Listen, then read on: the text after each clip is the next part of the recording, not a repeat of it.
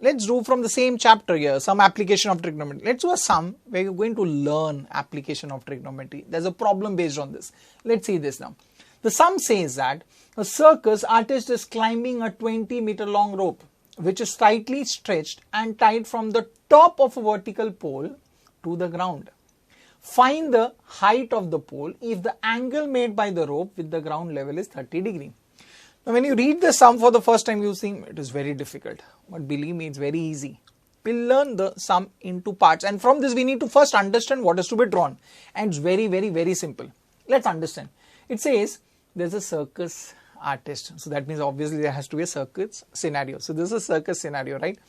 Now here we have they are saying the circus artist is climbing a 20-meter long rope, which is tightly stretched and tied from the top of a vertical pole to the ground. So we're talking about a vertical pole. So we have a vertical pole here, and there's a 20-meter long rope.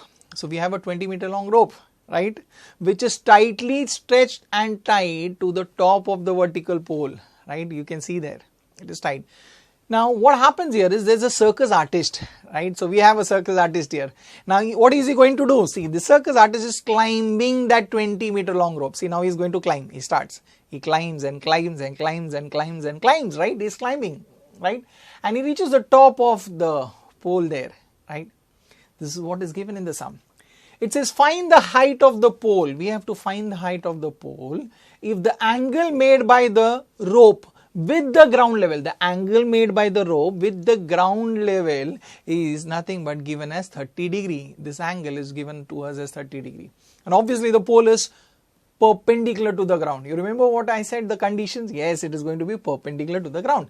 Now this is what you're supposed to draw. But you're not going to draw like this. Okay, the triangle which is formed, you're going to name this triangle as ABC. So we have a right angle triangle here, ABC. Now you're not going to draw a pole, a circus artist, right? You're just going to draw a right angle triangle, ABC. So when you draw it in the book, it is going to be like this, right? So we have a right angle triangle ABC, where we have AC given to us and angle C is given to us, right? So on the basis of this is what you're supposed to draw, right? Now you understood what you're supposed to draw? Yes. Now the next thing is, now here we know AB represents a pole. But does the examiner know? No. That means the very first thing is after drawing the figure is we have to describe the figure. So let's do the description here. So we'll say in the adjoining figure, what we have is we can say that AC represents the length of the rope, and that is nothing but 20 meter, right? Then we know that AB is nothing but it is the height of the pole, and which we have taken it as h meter, right? And then we can say here that observe. So now we have a right angle triangle here. In this right angle triangle, search for that acute angle. What is that acute angle which is given to us? That is angle C. Now observe that angle C. Now with respect to this angle C, observe what are we given and what are we supposed to find. Observe that very carefully. Now for this angle C, for this acute angle, what is the opposite side there? The opposite side is AB there, right?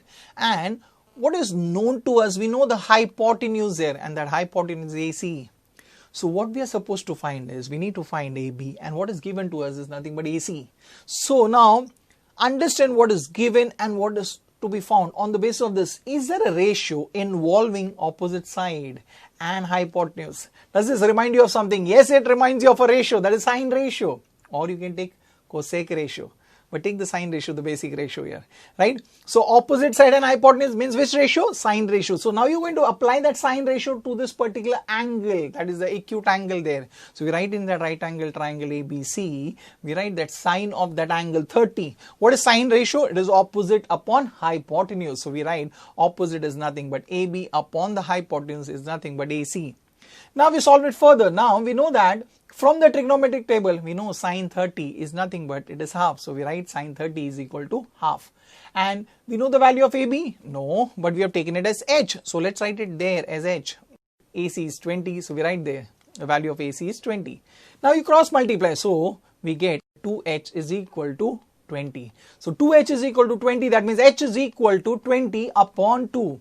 And after the cancellation, we get h is equal to 10. That means we got the value of h. That means we got the value of the height of that pole which we wanted, that is AB. So we can write the next statement there. Therefore, the height of the pole is 10 meter, and that's the sum. Wasn't that easy? A very simple sum based on application of trigonometry, right?